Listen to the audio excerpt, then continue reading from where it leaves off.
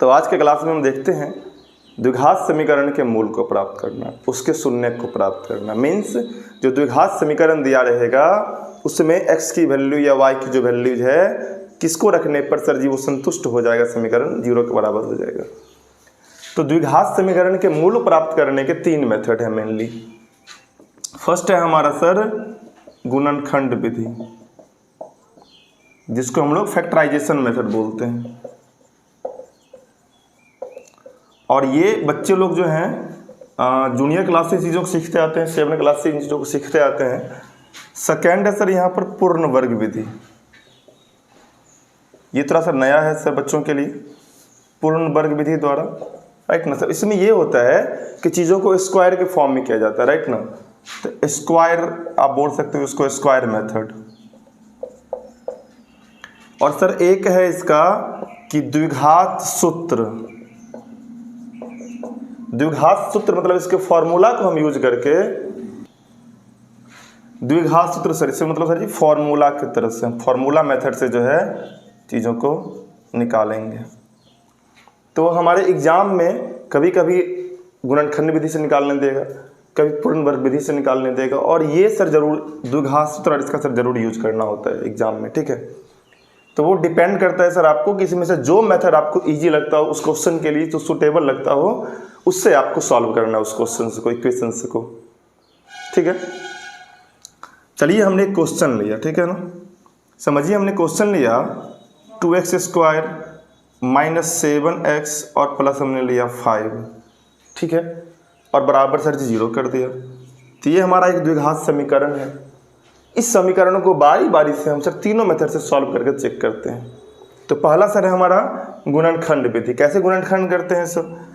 तो जो x² का कोफिशिएंट है सर उसको बोलते हैं a, x के कोफिशिएंट को बोलते हैं b और कांस्टेंट टर्म c। तो इसमें क्या करना होता है ना कि भैया a को c से गुना करना होता है। तो a को जब c से गुना किया तो 2 5 या 10 मिला। अब मिडिल टर्म को सर स्प्लिट करेंगे ऐसे एडिशन या सब्ट्रैक्शन के फॉर्म में कि जोड़ या घटाव करने पे, या दोनों जोड़ या दोनों घटाव, एक जोड़ एक घटाव करने पे -7 भी आ जाए, और गुना करने पे सर जी +10 भी आ जाए। यहीं पर बच्चे मात खाते हैं। क्या खाते हैं सर? कि जब हमने a की वैल्यू 2 और c की वैल्यू +5 है सर, दोनों लिया तो +10 आया, हमारी आई ना वैल्यू। तो जब सर जी हमारा 10 आया, a × c की वैल्यू +10 आया, तो मिडिल टर्म सर हमारा दोनों का दोनों या तो प्लस रहेगा या दोनों का दोनों माइनस रहेगा, तभी दोनों को सर गुना करने पे प्लस का साइन आएगा, ठीक है। देखते हैं। तो अगर सर इसको हम -2x और -5x ले लें तो -7x भी हो जाएगा और गुना करने पे 10 भी हो जाएगा। डन। तो सर हमारा ये तो 2x² अपनी जगह पर रहेगा, और मिडिल टर्म से हमारा स्प्लिट करके इस तरीके से आ गया। तो -2 -5 दोनों माइनस इसलिए लिए सर कि दोनों का प्रोडक्ट +10 हो जाए, ठीक है। और सर जी कांस्टेंट टर्म 5 बराबर 0।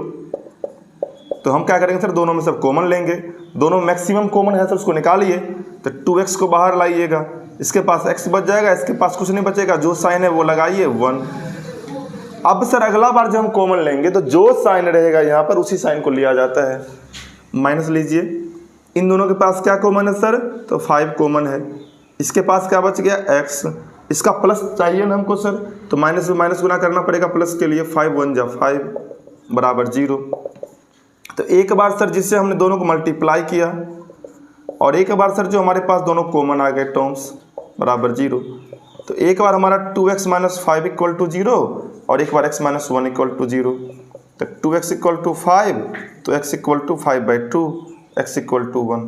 तो हमारे 2 शून्यक निकले इसके, जिसको कि हम बारी बारी से अल्फा और बीटा मानते हैं। अल्फा मतलब इसको मान लिया अगर अल्फा तो 5/2, इसको माना बीटा तो 1।